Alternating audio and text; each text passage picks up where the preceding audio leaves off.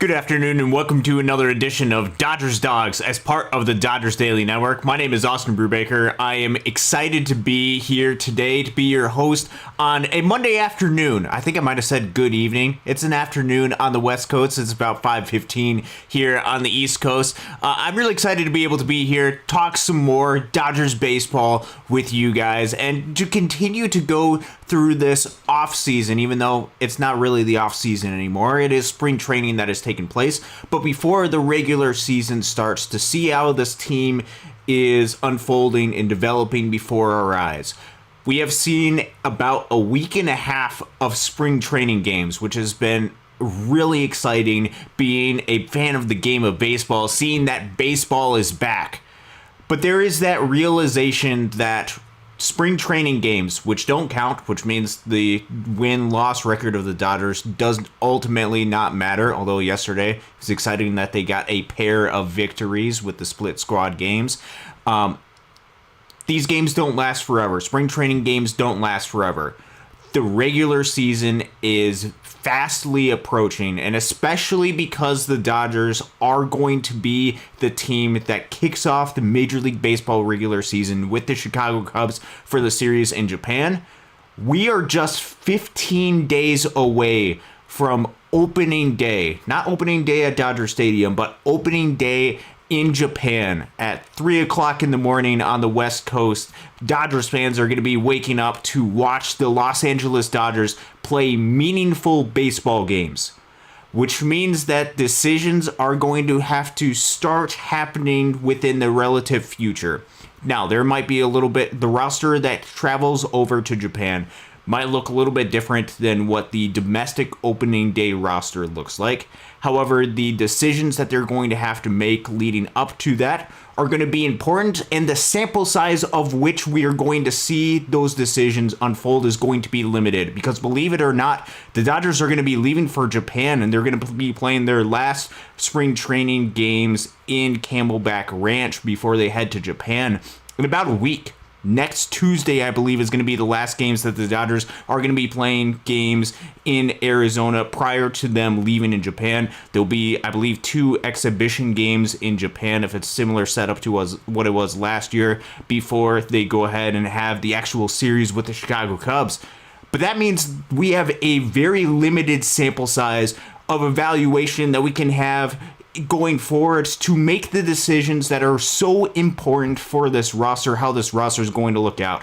Yes, this team is flooded with superstars, but the marginal type decisions are really important for the Dodgers to be able to make. And we have about, because there's no baseball games today for the Dodgers, we have about a week or so to be able to have a good sample size to be able to make judgments on this roster, to be able to make decisions. Who's going to be part of this pitching staff? What are we going to do for the 5th rotation spot? Who's going to fill out the bullpen if they're not going to have an Evan Phillips or a Michael Kopech to start the season, and who knows how long they'll be out? That opens up a little bit of extra spots. Does that go to some of the younger guys like a Ben Kasparius, a Landon Knack, Justin Robleski could fill in, a Jack Dreyer? Does it go to some of the non-roster invites for the pitchers just to put those guys in there as well and get some of the younger guys more experience down at the minor leagues? That's an important question to answer, as well as, and I'm sure we will continue this discussion, and we'll actually have a little bit of an overview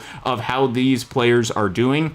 That last roster spot on the position player side, something that's talked about quite a bit now, and something that we've been talking about for quite a while here on Dodgers Dawgs as part of the Dodgers Daily Network. We'll get a little bit of an update on that. It is an incomplete update because spring training, we don't have the full picture of where things are at, so no decision should be made at this point. Neither should decisions be solely made based off of the numbers in spring training. We'll go into that in a little bit in just a second.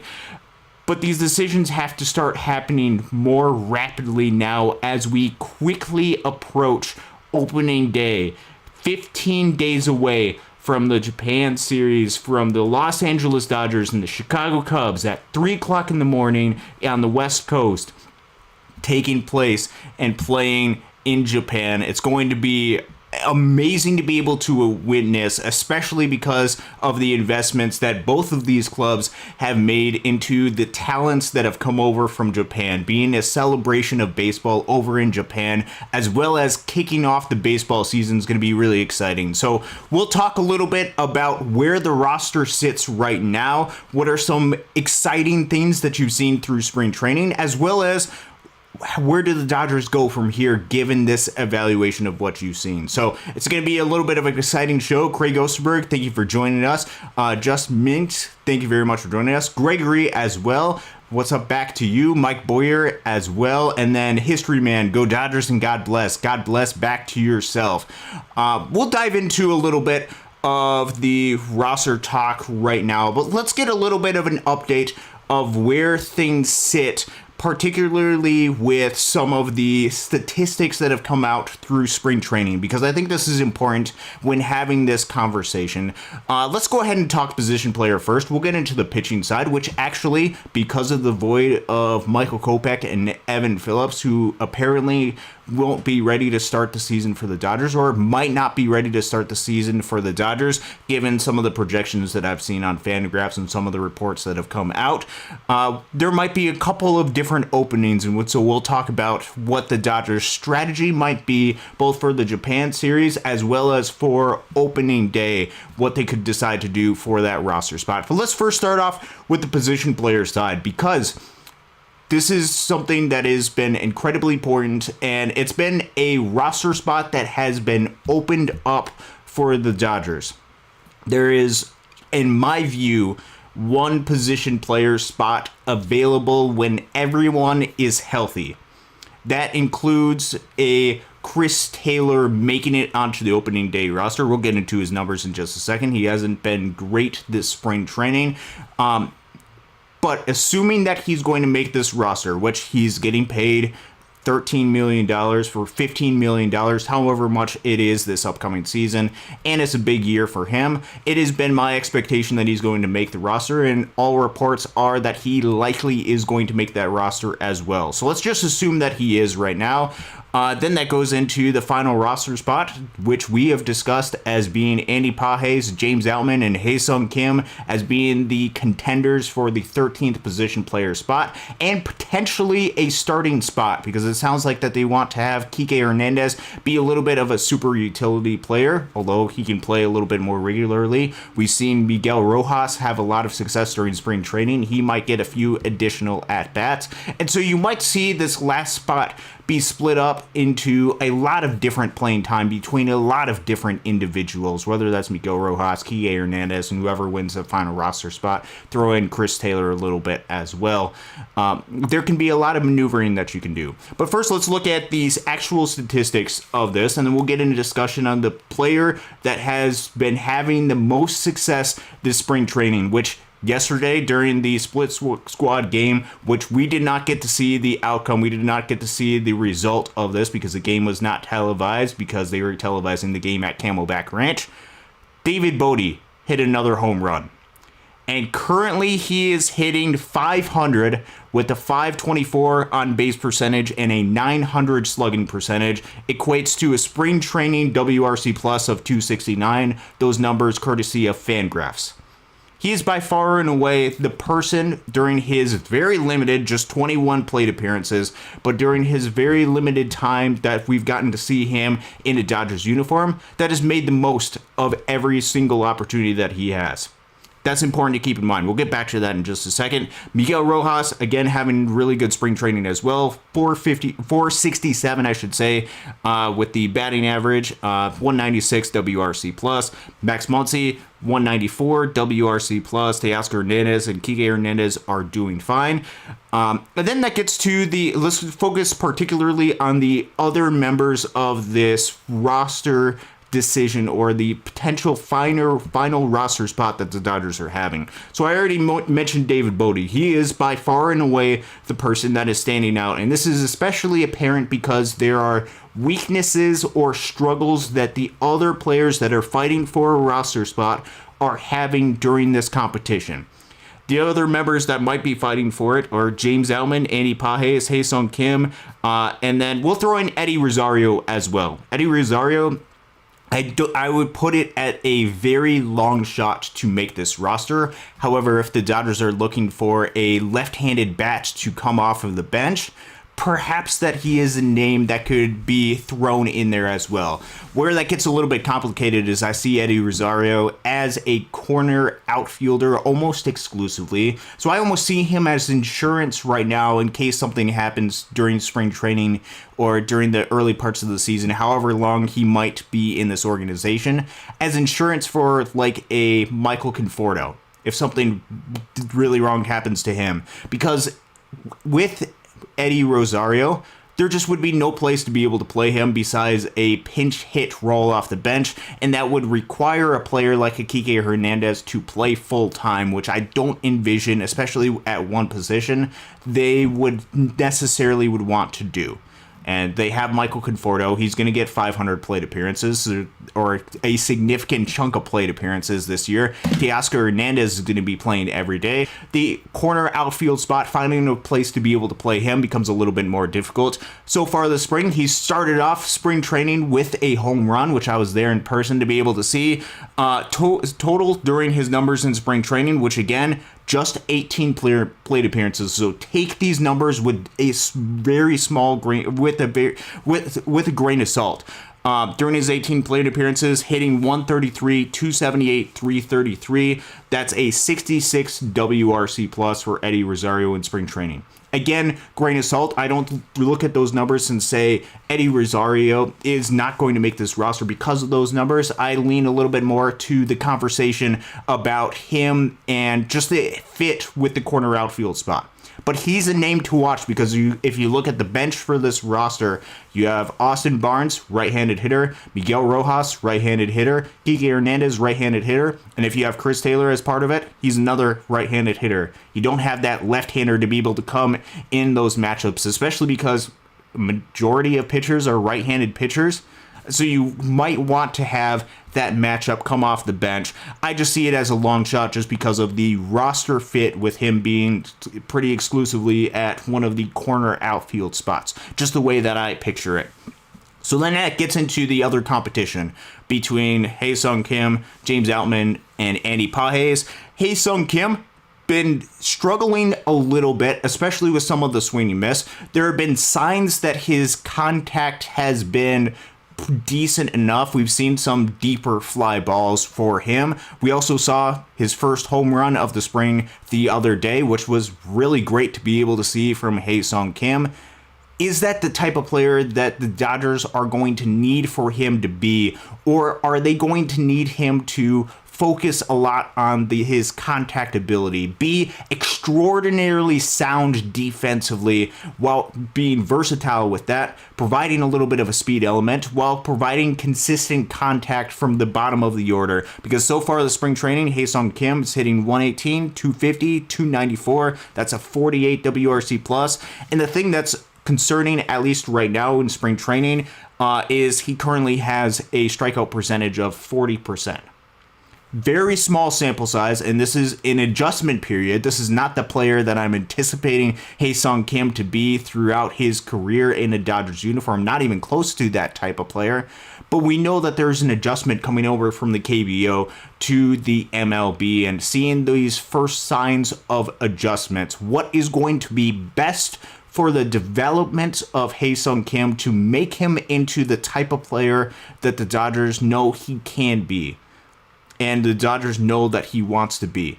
Is that development going to be best had by having him face consistently against major league hitters, or because they are investing in him in multiple years, and he doesn't just have team control for multiple years, the Dodgers are investing in him, which means he's going to get $12 million after through 3 years. That's going to be guaranteed by the Los Angeles Dodgers, plus a couple of extra years on top of that.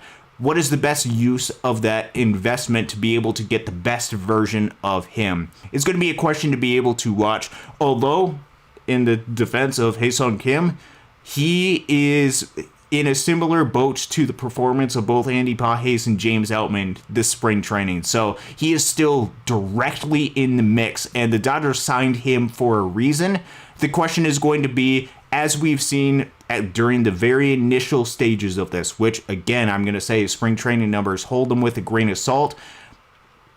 With Hae-Sung Kim, you have to see what he's going to be the best for the long term of him, as well as the short term of the Dodgers. Is he going to be best served by throwing him out in the deep end to face the big league competition? Is he going to be ready for that?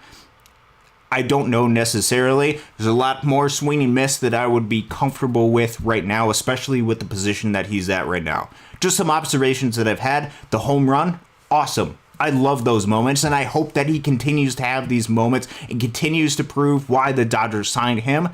The Dodgers have to be careful with this decision. They can't be blinded by the fact that they signed him to a free agent contract and force him onto the major league roster if he is not ready, especially because they have the ability to option him down to the minor leagues.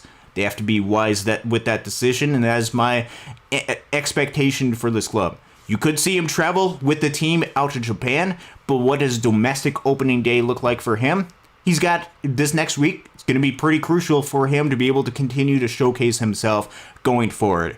So then that gets to the battle of, let's say that it is not necessarily, and we'll get back to David Bote in just a second because I have more to say about David Bote. Let's say that it's not Eddie Rosario, and let's say that the Dodgers hypothetically, which this is not ruling him out right now, let's say the Dodgers hypothetically want Hae-Sung Kim to get every single day at bats at the minor league level, let's say for the Oklahoma City Comets, to be able to get that adjustment before he is ready and before they call him up to the major league level, just so then he can get more acclimated to the big league roster. Let's say that that's the case, and let's say just hypothetically wise, we'll get back to him in just a minute, that the Dodgers don't have David Bote be on this roster. Then that comes down to a competition, as we've talked about quite a bit on the show, between Andy Pages and James Outman. Let's look at Andy Pages' numbers first. Andy Pages, currently during his 18 plate appearances in spring training, he's hitting 133, 278 with a 333 slugging percentage. Did have the one game where he reached every single time and hit the home run. That was a great game for him. A lot of the other games have been iffy at best. That's currently equates to a 67 WRC plus. Far different from one of the best spring training seasons we have seen from an individual in Andy Pages during the 2024 spring training season. And I think with Andy, which that also has 11% walk percentage, 33% strikeout percentage. Again, take these numbers with a grain of salt. The thing with Andy Pages that the Dodgers are going to have to decide, and because with this roster decision, no matter which way that they choose, they're going to have to make a sacrifice. And with Andy Pages, I'm not necessarily overly concerned about the offensive ability that he has. I still believe that in his bat, and I still fully believe that he's going to be an excellent offensive player. And I think if you look at the future of this organization, there very well could be room for Andy Pages. Look at a lot of players that are under contract for this club that are going to be a part of the 2026 roster. It's a lot of left-handed hitters. It's Ohtani, it's Freeman, it's likely Muncy. It's going to be likely Tommy Edman can hit left-handed. Hae-Sung Kim can hit left-handed. You look at Dalton Rushing and Alex Freeland, both of those players can hit left-handed. So you could potentially look for an Andy Pages to potentially add in and be a right-handed bat as part of this future. But then there are those times when there are, and this is one of these things as somebody who has defended Andy Pages on many, many occasions in the past, there are those baseball things that make you scratch your head. It's the pickoff at first base, the lack of base running instincts and awareness when you're out there, which could be because it's a spring training game, but that's hard to defend when you're in a roster battle. There's the defense in center field, which has been concerning for Andy Pages, and the questionability of if you're going to have him out there, you have no choice but to play him in center field. And are you willing to uplift the offense, and is he going to be able to out-hit enough those defensive and mental mistakes that he has been making recently? Doesn't mean that those mistakes are going to happen forever, but that is an observation that you do have to make, and a realization that if he is part of this roster, he is going to be playing center field. And you have to be able to live with what he has out there in center field, if that is the case, for whatever role that he has. Whether it's they're going to go out there and play him every single day, or going to go out there and play him every other day and throw in Kike and Miguel Rojas into the mix, and Tommy Edman kind of flipping back and forth between second base and center field. It has not been overwhelming for him that he deserves the starting center field position. Although, look back on the previous season, he did perform pretty well for the Dodgers and was reliable, and there can be a future for Andy Pages as part of this organization. They do have the ability to option him down to the minor leagues, but as I've repeated many times, he's got one minor league option year left. Next year, you can't make that decision again.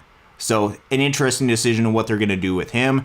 The player who actually had a really solid game yesterday, it was in the game that was not televised, so I did not get a chance to watch it. However, just looking at some of the box scores and looking at some of his actual plate appearances, what I've noticed a lot with James Outman during the spring training, especially early in spring training, he was taking a lot of pitches and he was working counts deep, which can be good, but when you have as much swing and miss as James Outman has, maybe that's not always the best approach, especially if you can get a pitch that you can hit early in the count when pitchers are trying to load the zone and be able to do that. And perhaps that was something that James Outman just wanted to see, a lot of pitches to work through his progression. We saw a lot of swing and miss, and we continue to see a lot of swing and miss with James Outman. The biggest concern with James Outman is during spring training right now, during 21 plate appearances, his 43% strikeout percentage. That can't happen for him at the big league level. However, if we're talking about the group of Andy Pages, Ha-Seong Kim, and James Outman, James is currently having the best spring training, which is very limited sample size so far. And I know that Ha-Seong Kim had the home run the other day. I know we had that one game where Andy Pages hit that home run.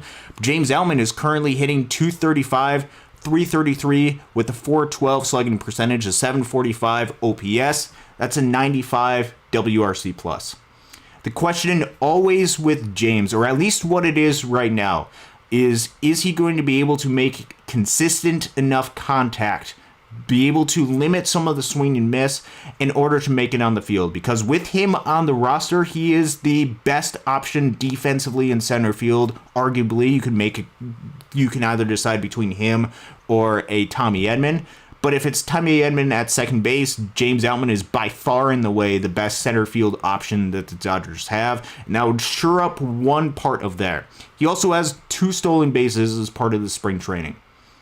He right now is, while it's not a great spring training, while he has been swinging and missing quite a bit, out of the group of the 3 of them, proving to be at least a knowable asset. They know that there's going to be a lot of swing and miss that's going to be part of his game, and there might be some volatility that's part of the bat, but what he could provide is consistency defensively and stolen base-wise. And especially if it's something where they're not wanting this last player to make this roster to be every single day, wanting him to mix in with a lot of different position players. Perhaps it's James Outman, especially if you need a lefty off the bat to be able to make it. I know many other people have written him off and said that there's no chance that he's going to make this roster. But look at the numbers and see what happens going forward. I know we'll wait for this next spring training game that we're actually going to be able to watch, but see if there's a change of an approach where we see James Outman trying to ambush pitches a little bit earlier, like what happened during the game that was not televised when the Dodgers played the Athletics yesterday. I believe there is a couple of one-pitch plate appearances that ended with a base hit. He had a triple during the game yesterday, so just something to keep in mind. And then you throw in the wrench of David Bote, who, as we had mentioned, is by far and away been the best hitter for the Dodgers this spring training. And so that comes into question. How much do we buy into spring training numbers? How good a player is spring training? What this is going to mean process-wise? Or do we go and lean based off of, one, what they have done in the past, and then two, positional fit for this club. Because with David Bodie, it would be something if the Dodgers had room on their 40-man roster, which technically they could try to make room if they move an additional player onto the 60-day injured list to try to fit a David Bodie as part of this roster. They don't have a lot of room part of this roster, but theoretically they could make room if they wanted that to be the case, and especially if they're not going to have a non-roster invite on the pitching side be part of this roster. The other complicated factor for David Bodie, and this is something that's incredibly crucial to watch for this Dodgers club as they continue to go for the next week of spring training, is what positions is David Bodie actually playing? Because for the most part in spring training, we've seen David Bodie be third base and first base. For the Dodgers club, those positions are locked up with Max Muncy and Freddie Freeman. Both of them are going to be playing those positions practically every day, and you don't have the designated hitter position to be able to help fill into that. You throw in the element of right-handed hitters being off of the bench, and I don't envision a David Bodie being an everyday player at this point. The only conceivable way that he could possibly be one is if the Dodgers try to play him a little bit more at second base. We've seen that, I believe, once, maybe twice during the spring training at second base.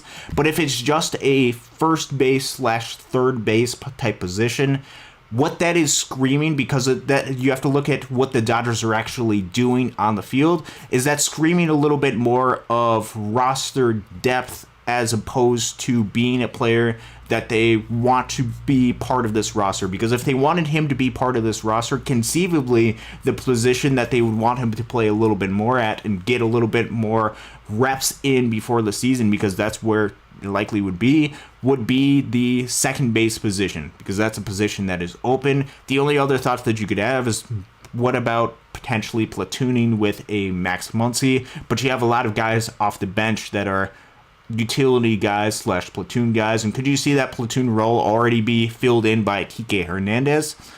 Good question to be able to ask. He is hitting extraordinarily well and well above everybody else that is part of this roster. So then that gets into question, okay, how do hitters who have hit really well during spring training, what are those type of players? What are some of the best performing players in spring training? Now, with this, what I wanted to do is I wanted to get some of the numbers during the regular season, the following season. There's mixed results as far as that, and for some of these players, they've got major league experience. They're also players that did incredibly well during spring training who didn't even make the major leagues that next year. But what I want to do is I want to provide a little bit of an insight, because you're able to, from 2006 all the way into the future, all the way until 2025, not past 2025, obviously, look to see spring training leaderboards. And I did this on Fangraphs. And what I wanted to look at is the OPS, the top 10 OPS hitters during spring training for players that had at least 20 plate appearances. Because right now, David Bodie has 21 plate appearances. So I wanted to see, okay, what are some of the names that top out the leaderboard, and what type of class could we be looking at? Is it going to be some of the best hitters right now? First off, just talking about right now, we're talking about 12,000 different individuals that are part of this. I believe 12,000 different individuals. There's 418 pages of information, data of spring training stats. Currently, right now, David Bodie is like 75th best out of all those spring training OPS wise, not OPS plus. Last year, Andy Pages had the 25th best season for a hitter during spring training. But if we're talking about spring training seasons, top 10 by OPS, these are some of the hitters that we're talking about. In 2010, from the Colorado Rockies, Brad Eldred had an OPS of 1.992. Tops out for spring training hitters since 2006. Then we have David Ross from the San Diego Padres in 2006. Danny Jansen is number 3rd in 2020 with the Blue Jays. Brett Ebner 2015 with the Royals, Christian Encarnacion Strand with the Cincinnati Reds in 2023, Zach Zenner with the New York Yankees in 2019, Ryan Zimmerman in 2021 with the Washington Nationals. He was 7th in OPS for spring training hitters. Hunter Pence in 2007 with the Houston Astros. Miguel Ojeda with the Texas Rangers in 2007. And 2022, Kyle Higashioka with the New York Yankees. Those are the top 10 spring training hitters with at least 20 plate appearances using that sample size. What that goes to show you, if there's some names that are recognizable, Hunter Pence, Ryan Zimmerman, David Ross being amongst those. There's a current hitter, Christian Encarnacion Strand. And if you go down a little bit north, there's a Bryce Harper, had a good 2020 spring training. Paul Goldschmidt is part of that. Chris Bryant in 2015. All I'm trying to do with this is just caution people about looking exclusively at spring training stats to make their assumption, because it doesn't always necessarily predict next season's success. In fact, I think a better indicator of next season's success is the previous season's success. How well you did during the 2024 season, I think, is a lot better of an indicator of how well you will do in 2025 than 20 different spring training results. It is important to keep in mind, though, David Bote doing incredibly well. And I think he's showing something that he, at some point, could be called upon if he remains in this organization, because I think there's still some question marks about some of the health of some of these players and how well they're actually going to be able to hold up. I think it's important for David Bote to be there as insurance for both third base and first base in case there is something that happens to a Max Muncy, who, let's remember, missed half of the season during the 2024 season, and Freddie Freeman, who obviously has been coming back with an injury, working his way back. We are assuming that he's going to be healthy, ready to go, but having somebody like a David Bote be able to help cover that just in case, I think, is something that's really important. So with him, you have to think about how the Dodgers are utilizing him on this roster and how they are trying to fit him into this roster. Because if he's playing a majority of third base and first base, because the Dodgers have those positions locked up, what I have to include based on the decisions that the Dodgers are making is that seems a little bit more like insurance. Whereas if they had him playing a little bit more second base, I think then you can start to have a real different conversation of, okay, they might be actually serious about, hey, we might actually want you to potentially be on this roster. I think he's got a little bit of a better chance than Eddie Rosario at this point, but I still wouldn't give him have him be the favorite to be the 13th player that's part of this roster. I still think if you're ranking James Outman, Andy Pages, and Hae-Sung Kim and David Bote, he would probably, in my mind, unless there is an injury, probably be fourth on that list. It's not because what he's doing in spring training isn't amazing. It absolutely is, just because of the roster fit and how conceivable playing time could be had, and especially because the Dodgers aren't seemingly needing a right-handed bat off the bench. Now, this brings up the conversation of, okay, why doesn't Dave Bote replace Chris Taylor, who Chris Taylor right now is only hitting 059, or not 059, 176. That was his ISO, 059. Chris Taylor is hitting 176, 222, 235. That's at 21 WRC plus. It's not very good for Chris Taylor right now, but again, like I've cautioned you with the spring training stats, if they are way good, to provide caution when examining those. Also, if the spring training numbers are not great, take a little bit of a step back and be cautious about overreacting to those statistics as well. Because if you look at some of the other players, Mookie Betts only has a 67 WRC plus in spring training so far, and I'm not concerned about Mookie Betts one bit so far this spring training. Not to say the CT3 is Mookie Betts, but to be cautious with that.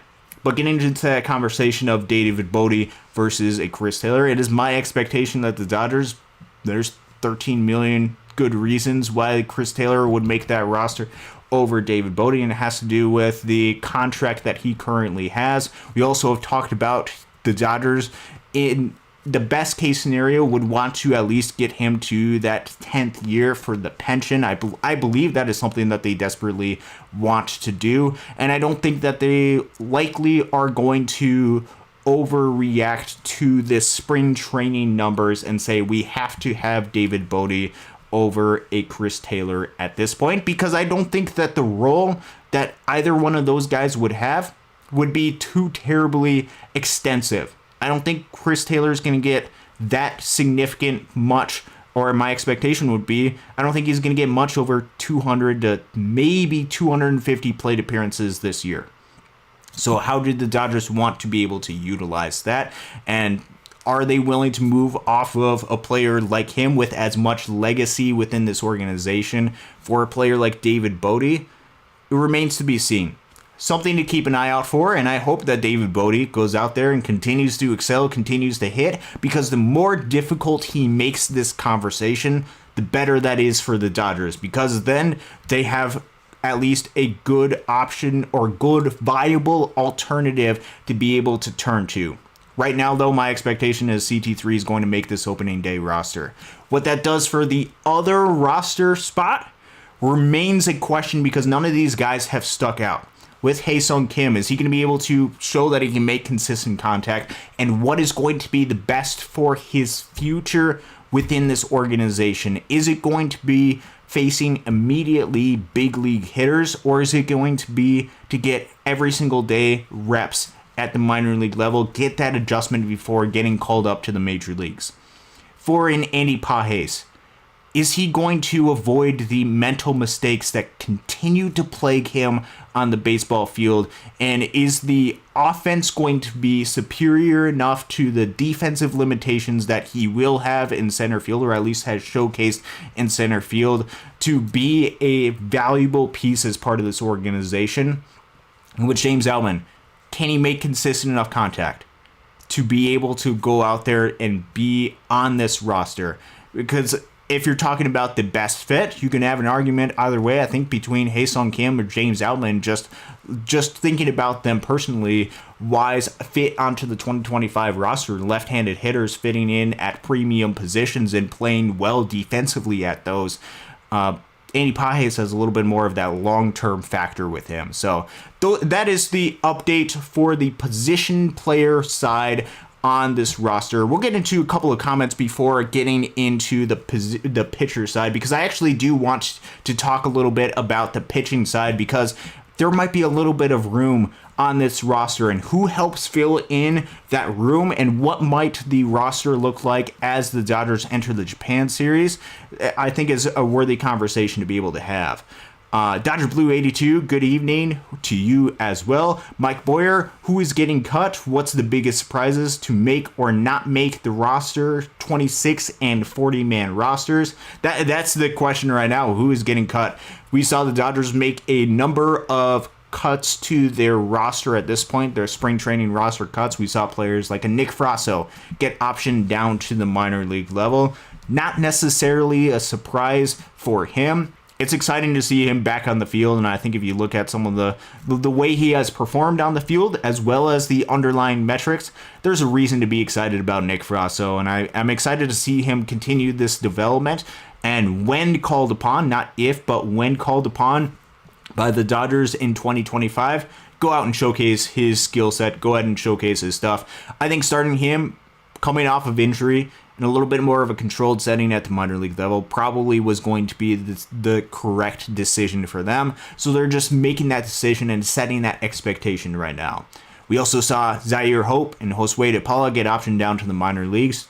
Exciting futures for them. They're going to do some pretty great things going forward. There's no chance that they were going to make the Dodgers roster, though. There's a couple of other players that got optioned down as well.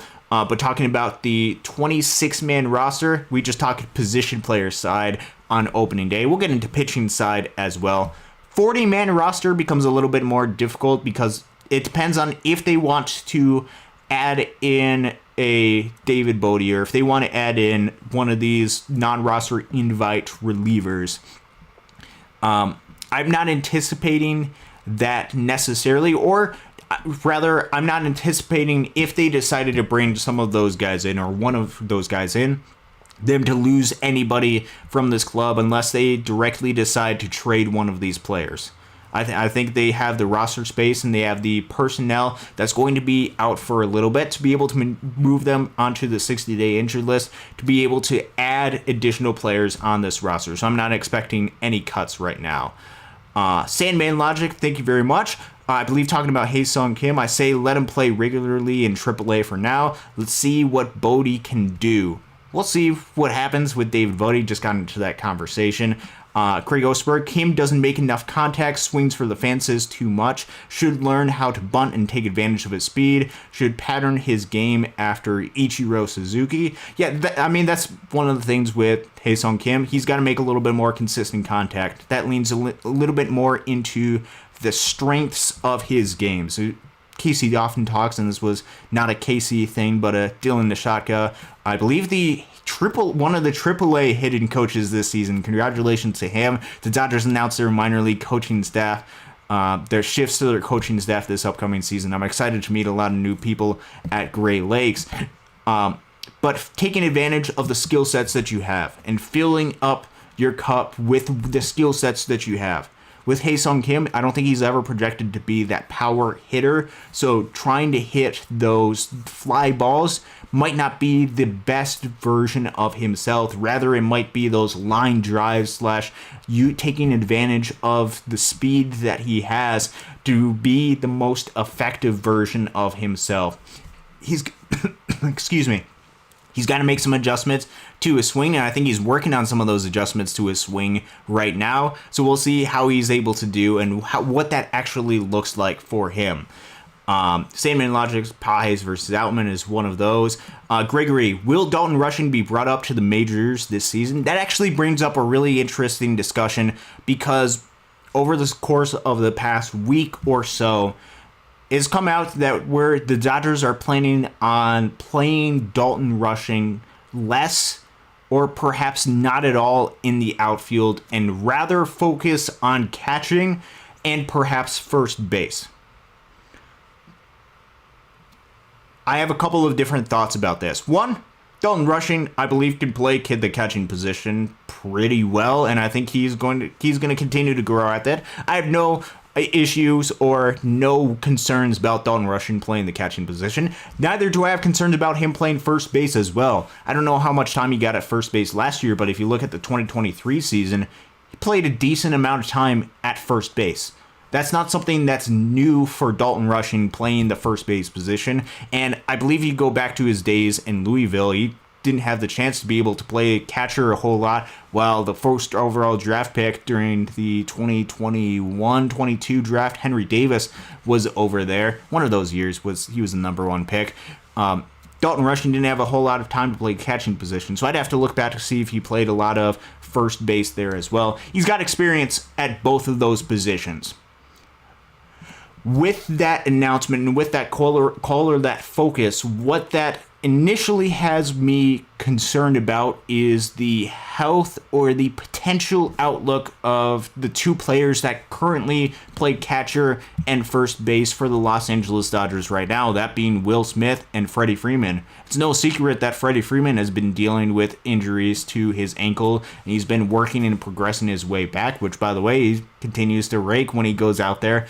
It's great to see Freddie Freeman out there. How will that sustain through the course of the season? Do they have a Dalton Rushing waiting in the wings just in case something happens to Freddie Freeman and want to keep him fresh at the first base position? As well as with Will Smith, because it sounds like, based on what we've heard with reporting, that over the past year or so, since last June or July, I don't remember exactly what it was, Will Smith was playing through some sort of ankle injury. I don't remember exactly what it is, and it could not necessarily be the ankle, but he was fighting through some stuff. And we've seen him at a much more limited capacity during the course of this spring training.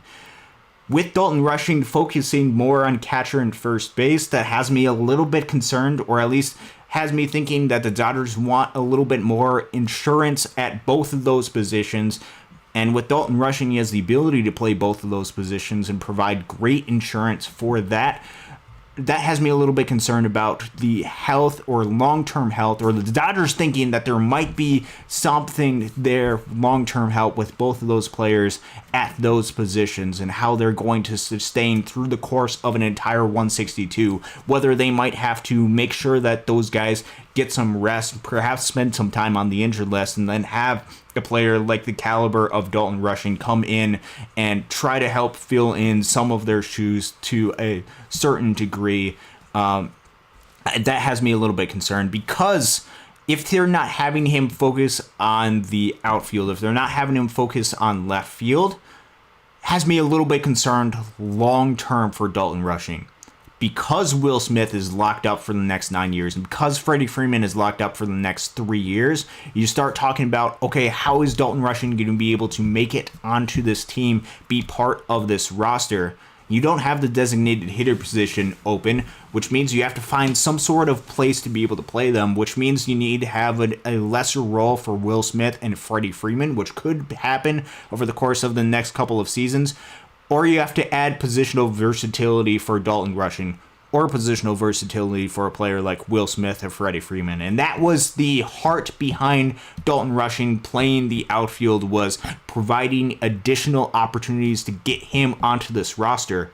If you're taking that away from him, is that eliminating more of his role? Or is the deeper concern right now, we need to make sure that he's ready, good to go, in case something happens to Will Smith or Freddie Freeman through the course of this season? Just some thoughts to keep in mind when talking about Dalton Rushing. He has performed pretty well throughout the course of spring training, and I look forward to see him continue to progress, and I hope that he does play a factor at the big league level in 2025. Greg Osterberg, Page's right-handed power hitter. Teo is the only other right-handed hitter.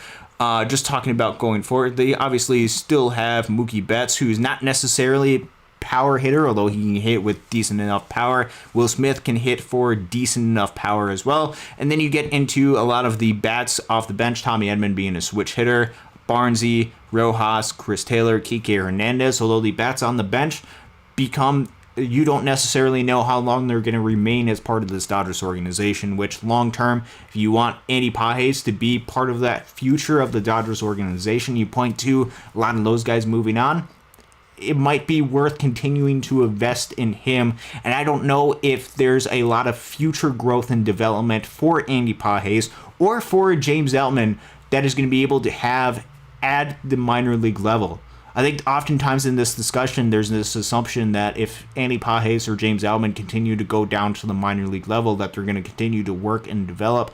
And that's going to be the thing that propels them to major league relevance and be able to help them hit major league pitching. But there's a big gap between AAA and the big leagues. And these young hitters realize that. And one of the only ways that they're going to be able to overcome that is if they actually get experience against big league hitters. So for them, I think in order to continue to their growth, in order to continue their development, they might have to face big league pitching to be able to grow. So if you want Andy Pages on the future of this Dodgers team, it might be worth making that investment to be able to help him be part of this 2026 roster. Hopefully a corner outfield spot as opposed to the center field spot, although that might be in question if you want to sign a big free agent next offseason like Kyle Tucker. Then you have to play Andy Pages in center field. So interesting conversation to be able to have with that. Wish we had more time in spring, Sandman logic, yes, but that also means that baseball, regular season games that actually count, the reason why we watch these games, is actually going to happen pretty soon. Coming up pretty soon. Let's see, continues Mike Boyer. I'm hoping Outman makes the best of his last shot. Same with Pages, or trade them and give another player or prospect a shot. I'm kind of in the same boat with that. I've talked a lot about, okay, what is the ramifications of, particularly if Andy Pages doesn't make the roster, should the Dodgers look to trade him? And my answer to that still remains I think it would be probably a good idea before exercising his last minor league option if that were the case.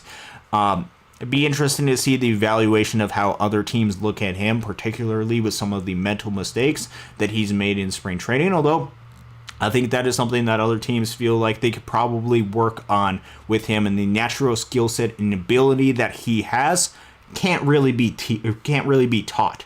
And as other teams are starting to deal with different injuries to their roster, they might have to fill in some holes, and perhaps trading for him might be a good idea if he's not going to be part of the Dodgers opening day roster. So interesting to keep in mind. A couple more questions that we'll get. Carol S., good hi back to you. I still believe in Outman. Good point right there. Dave S., at this point, Bodie makes more sense than CT3.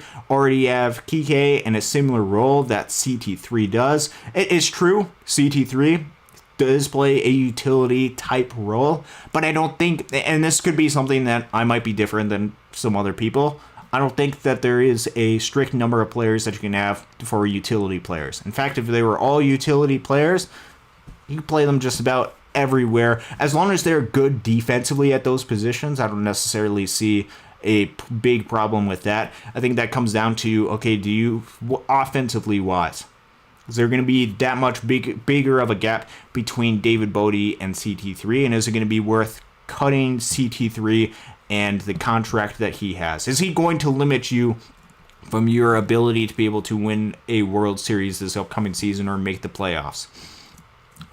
I don't necessarily think so, nor am I anticipating the Dodgers to do that. But if Chris Taylor continues to struggle, let's say that he starts the season with the Dodgers and continues to struggle, and David Bodie just goes out there and starts raking, and especially if there's some sort of clause in his contract where he gets to opt out at a certain point, let's say he gets to the minor league level, but gets to opt out after a month or so and try to pursue another opportunity with a different organization, then that becomes a little bit more of a difficult conversation to be able to have. So something to keep in mind. Good evening, Justin Yamas. 11:45 there in France. I'm excited to have a show that's early enough for you to be able to join. That's not necessarily too late for you. Excited for that. Lucy Chen, then why they traded Lux. That's actually another really good point. Something that I want to bring up at this point. And we'll get into he's actually something that I wanted to talk about him a little bit in a show that Casey and I hopefully will be able to do a show together on Wednesday night. Gavin Lux. I think he was somebody that brought the ire out of Dodgers fans for quite a long time because he did not reach in the Dodgers fans' mind the pedigree of prospect that was bestowed upon him. He was the Dodgers' top prospect and one of the top prospects in all of Major League Baseball for quite a long time. And when you have that pedigree, the expectation is that he's going to be the next big star and the next big thing for the Dodgers organization. And it turned out, due to a lot of different factors, he just wasn't that. But he was solid at what he was and solid at who he was, which was a big league caliber player. And offensively wise was about league average, which you can't have all superstar type players, but those players that can be league average, at least offensively, still have a place and still have a role for a team. And so I think can be a little bit of an appreciation for what Gavin Lux was able to do, even if he wasn't able to attain the prospect degree that was bestowed upon him. He still was a solid enough contributor.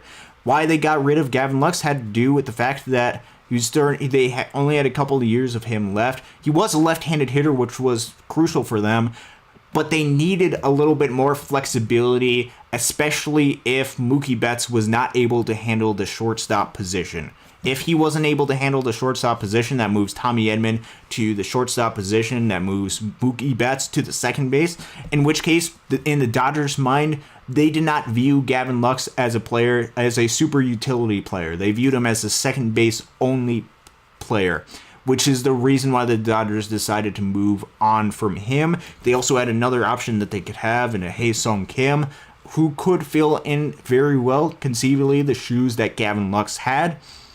But I don't think that there was necessarily expectations that he was going to immediately be the same offensive player that Gavin Lux had. He could be, and he could even excel at, Hae-Sung Kim, that being in comparison to Gavin Lux.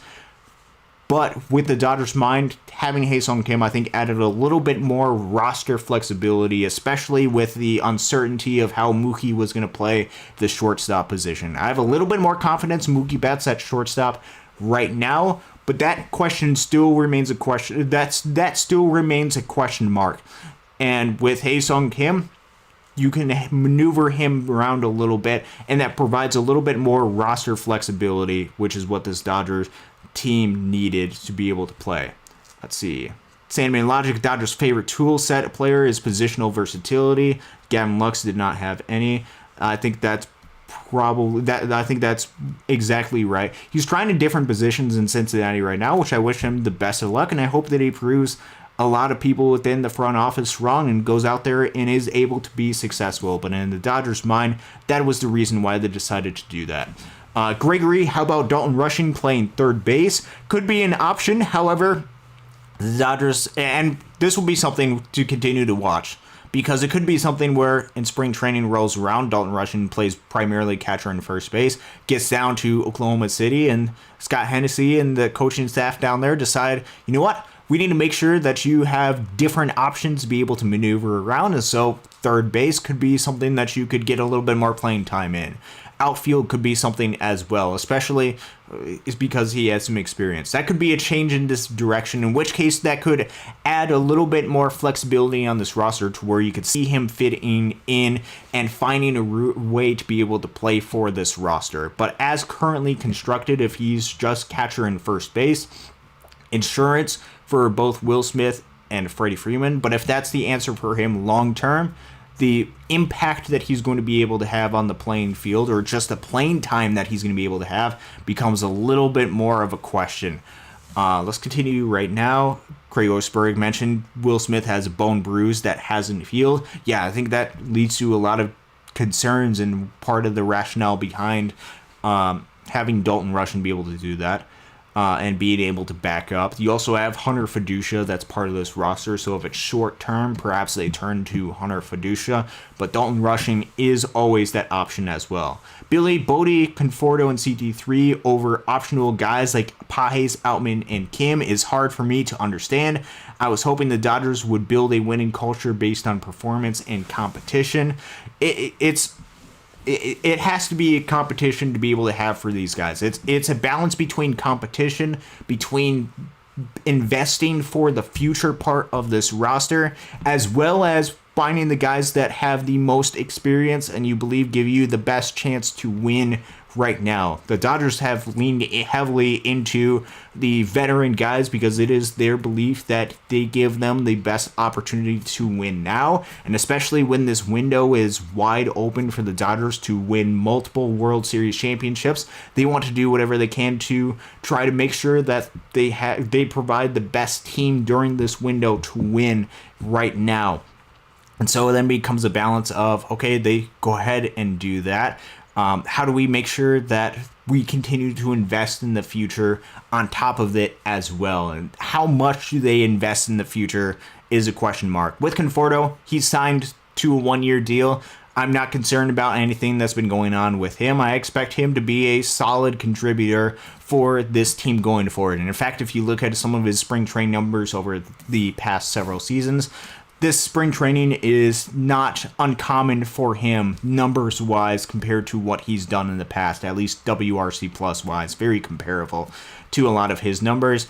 Bodie and CT3 obviously being the one I'm expecting to be on this roster. Bodie, I'm very much more of a question mark about. We'll see what happens. Bodie has been playing incredibly well, so if you want a culture or a competition-based approach, he could be somebody that could potentially make this roster as a result of that. So we'll see what happens from there. And then we'll continue to go on. Chris Navarro, CNAV, thank you very much for joining us as well. Let's see, Billy, the top 10 spring training players doesn't instill a lot of confidence in Bodie. You're wise beyond your years. I appreciate that. It's just one of those things to keep in mind when talking about spring training seasons. They can be a little bit of they're too small of a sample size to be able to generate too much out of them to be able to keep in mind. So that's the position player side. We'll go for the next 10 to 15 minutes or so. I got a little bit of extra time that I can have today to talk a little bit about the pitching side, because I think this is another important element to keep in mind. Is there's not just competition offensively, there has been openings on the pitching side because of some players that haven't pitched a lot during spring training and likely won't be ready for the start of the season, that being Michael Kopech and Evan Phillips. Likely, or at least projected by Fangraphs, to not be ready to go for the start of the season, which opens up two different spots in the bullpen. So here's where things currently sit for this roster. Is on the pitching staff, you have Yoshi Yamamoto, you have Blake Snell, you have Tyler Glasnow. You likely have a Roki Sasaki, although that's not 100% certain right now. Let's just assume that Roki Sasaki is going to make this roster. And then you have the fifth starting pitcher spot, which likely is going to go to either a Tony Gonsolin or a Dustin May. Depending on which one gets that spot, it's very likely that for at least when opening day happens domestically, very likely that both of those players are going to be on the roster as long as they are healthy, because you can't option down Dustin May, and Tony Gonsolin, you very likely aren't going to option down, even though he has technically one minor league option left. So there's your 5 starting pitchers. There are really 6 different starting pitchers. One of them could turn into a little bit more of a long relief type role. And then out of the bullpen right now, currently, you have Tanner Scott, Kirby Yates, Blake Trinan, Alex Vesia, and Anthony Bonda that are healthy. Which, if you're doing some of the math, that can leave you with 2 different spots on the pitching side to be able to fill in. How the Dodgers fill in these roster spots and how they fill in the opening day roster in Japan and domestically on opening day, I actually think could vary a little bit. If you go back to the 2024 season, the Korea series that took place, they filled in their roster with a lot of different guys, particularly a lot of different relief pitchers on the roster to help fill in that series. It was a 2-game series, which there's different rules and environment that you can work with in this shorter game series, to where the guys that are not optionable or guys that you aren't going to start, you don't necessarily have to have them be on their roster. Looking back last year, James Paxton, who was part of the Dodgers starting rotation, was not part of the Japan series roster. Although he was a free agent and did not have the ability to be optioned down, he was not part of their roster. Instead, they filled it in with guys like Kyle Hurt. Guys like Gus Varland was part of the Korea roster.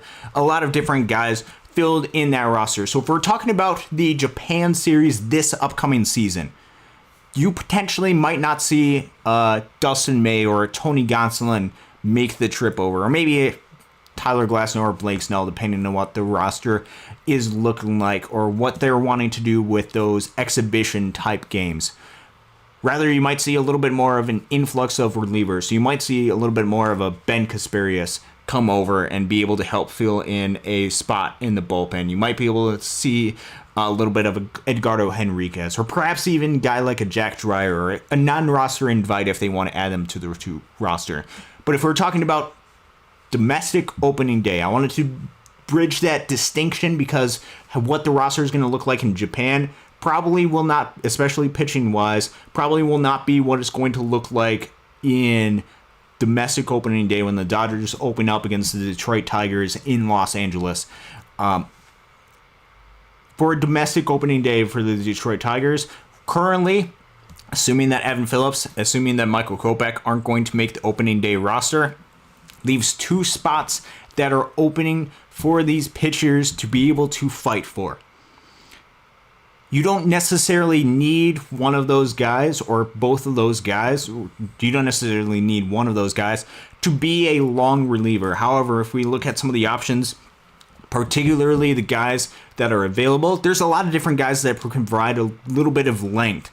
Currently projected on Fangraphs, if you were to go to Fangraphs right now, two guys that are currently projected are guys like a Landon Knack and a Justin Robleski out of the bullpen. Now, Justin Robleski had a really good outing yesterday that was not televised. I believe it was 3 scoreless innings for him.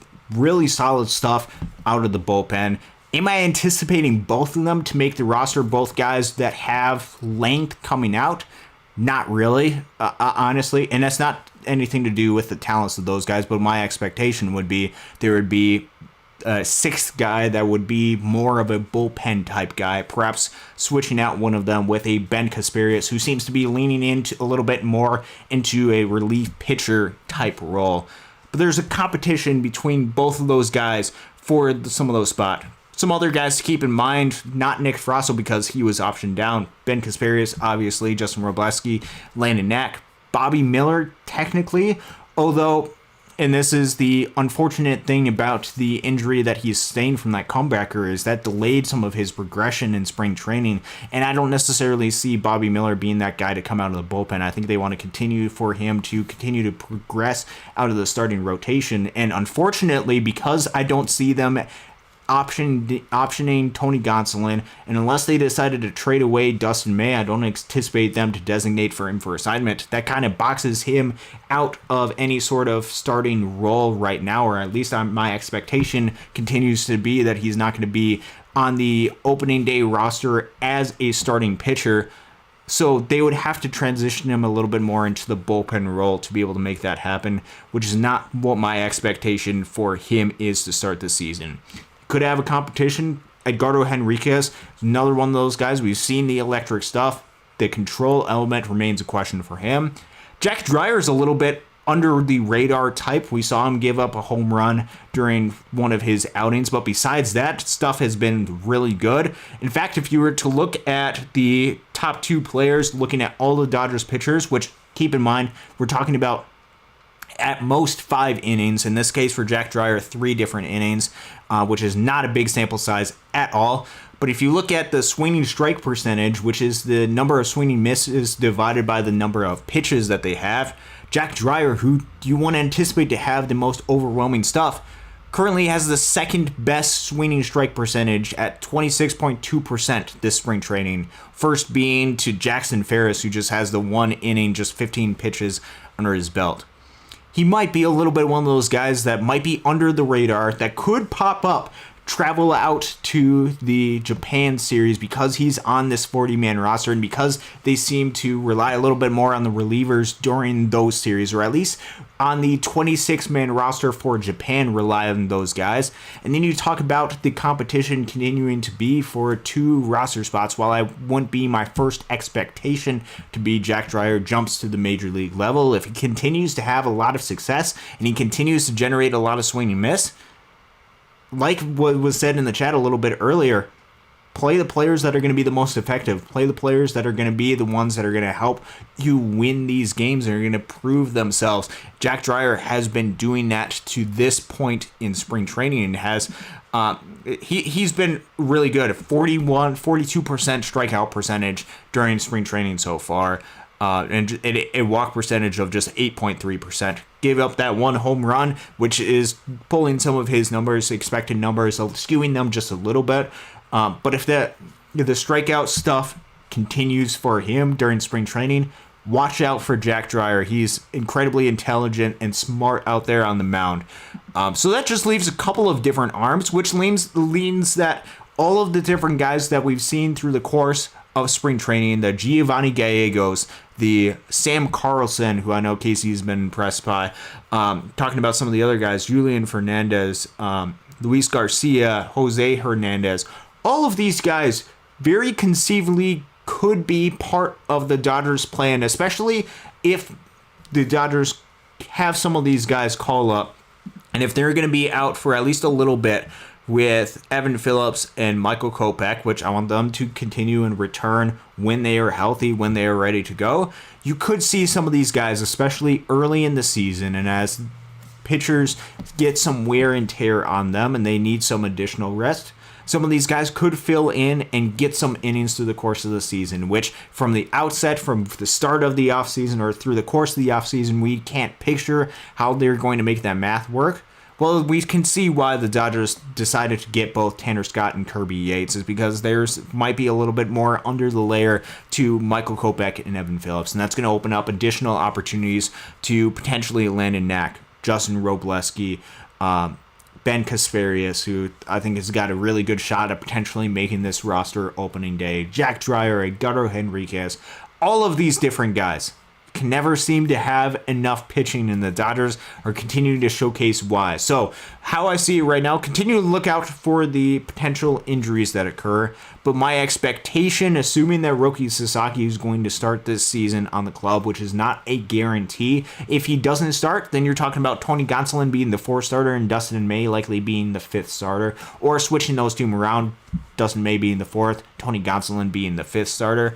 If he is part of that, then you're talking about one of those guys being one of the long relievers that is part of this staff and perhaps being a piggyback type start and perhaps multiple piggyback type starts if you have a Landon Knack that's part of there or have him be more of that traditional long reliever type role.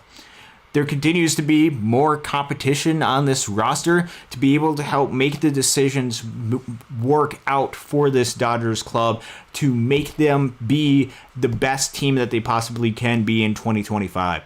We don't have a lot of time left. We only have 15 days until the Japan series between the Dodgers and the Cubs. And that's not 15 days until they leave from there. Next Tuesday, in about 8 days, I believe, is going to be the last day. Not counting the Freeway series against the Angels after they come back, but the last day that they're going to be playing those exhibition spring training games in Camelback Ranch. So, if you have the opportunity to be able to, go see the Dodgers at Camelback Ranch. Go see them in spring training games before they take off in Japan because it's going to come very rapidly. And that also means over the course of this next week, look out for those players who are fighting for the roster. Look out for the players that is going to be fighting for that last roster spot on the position player side. And ask yourself or see what's going to happen with Hae-Sung Kim. Is he going to make the consistent contact? And how does he continue to progress versatility-wise around the diamond to be able to help make this club better? Look out for what he does. For David Bodie, is he going to play second base more? Because if he is, that might be a sign that they might be a little bit more seriously considering him be part of this roster. For James Outman, look to see if there's a change of approach for him. Look to see if he tries to attack a little bit earlier in counts like he did during his most previous games and see if that can cut down on some of the strikeouts for him. Or see if pitchers start to react to potentially some of that and he starts to have to fight into counts. Can he be somebody that does not swing and miss a whole lot during this next week to make a case for himself to be one of the starting center fielders for this club or at least make it onto this roster? For Andy Pages, is his bat going to be able to showcase well enough to be able to overcome for some of the limitations that the Dodgers have seen for him? And how much do the Dodgers see him as being part of this future? Or are they going to look to invest potentially elsewhere? Question to be able to have. And then pitching side, look for some more of those success. Are we going to see continued success from Jack Dreyer? What are we going to see from some of these other arms from non-roster invites that could potentially sneak their way onto this roster? Again, there might be a little bit of flexibility that they could have with moving guys onto the 60-day injured list, that being the plan for when the Dodgers decide to bring in Roki Sasaki. So all questions to be able to watch out and look out for the Dodgers over the course of the next week, and because there's not a lot of time to make these decisions, and these are important decisions for the Dodgers to make for the upcoming season and for what they're going to be able to do to make this team as good as possible. And that's something to be able to think about, look out. Just get into a couple more questions right now before we go ahead and log off.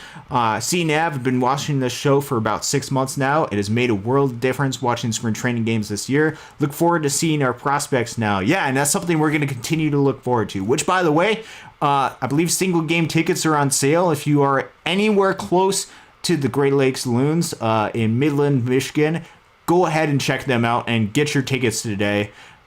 Can't recommend it enough, being able to do that and being able to watch the Dodgers' future in a little bit of a different place. And there's a whole lot of different event nights that they're having this upcoming season. Be sure to check it out. I'm sure we'll be having a lot more, including probably want to do a show on opening day for the Loons. What that exactly is going to look like, we'll be able to find out, but you'll continue to see more prospect coverage from Casey and I here. CNAV is it's great to actually see the prospects we read about actually playing. Did subscribe to MiLB last year. Pretty cool stuff. Yeah, continue to do that. A lot of really good broadcasts for that. Gregory, is Barnes still on the team? I haven't heard much about him so far this season. Yeah, I believe he's still, obviously he's still part of the team, part of the club, and there's a lot of different at-bats that he's had where he has had some success during this season so far. So just looking at for Austin Barnes with some of his numbers, yeah, he's had 13 different plate appearances. He's hitting 417, 462 with 500. That's a 163 WRC plus for Austin Barnes. Exactly what I expect for him out of the regular season this upcoming season. Obviously, not necessarily, but he's still going to be in the mix, and he's going to be the backup catcher for the Dodgers if he is healthy, and might be asked to step up a little bit more than what he has in the past due to some of the concerns with Will Smith, because Will Smith has been much more limited to start this spring training, and with the concerns injury-wise, that could be something that to look out for him. That's going to do it here. Dodgers Dawgs is part of the Dodgers Daily Network. My name is Austin Brubaker, and it continues to be an absolute privilege to be able to interact and talk some Dodgers baseball with you. We should be live again Wednesday night, or at least that's my expectation, is we'll be live again Wednesday evening, Casey and I. Excited to be able to do another show talking more about Dodgers baseball. Until next time, though, thank you very much, and go Dodgers.